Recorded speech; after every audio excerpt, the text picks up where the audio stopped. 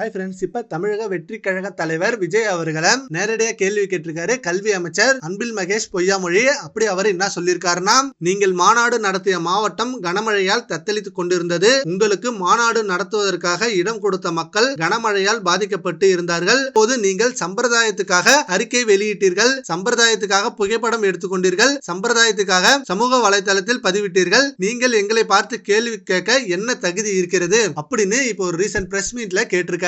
இது எதற்காகனா, இப்ப விஜய் அவர்கள் எல்லோருக்குமான தலைவர் அம்பேத்கர் அப்படின்ற நூல் வெளியீட்டு விழாவை டிஎம்கே அவர்களை டைரக்டா அட்டாக் பண்ணி ஸ்பீச் கொடுத்தாரு. சோ அப்பையில இருந்து விசிக தலைவர் திருமாவளவன் அவர்களும் விஜய் அவர்களை கேள்வி கேட்டாரு. இப்ப அன்பில் மகேஷ் அவர்களும் கேள்வி கேட்டிருக்காரு. அண்ட் இதை பத்தி உதயநிதி அவர்கள்ட்ட கேட்கும்போது விஜய் அவர்கள் இப்படி பேசியிருக்காரு, அதை பத்தி உங்க கருத்துக்கள் அப்படின்னதுக்கு உதயநிதி அவர்கள் நான் சினிமா செய்திகளை பார்க்க மாட்டேன் அப்படின்னு சொல்லிட்டு போயிட்டாரு. சோ இப்ப விஜய் அவர்கள் டைரக்டா டிஎம்கே பேசினதா மிகப்பெரிய வைரல் நியூஸா போயிட்டு இருக்கு. அண்ட் விஜய் அவர்கள் இன்னமும் நிறைய இடத்துல இந்த மாதிரி தான் பேசுவாரு அப்படின்ற மாதிரி சொல்றாங்க.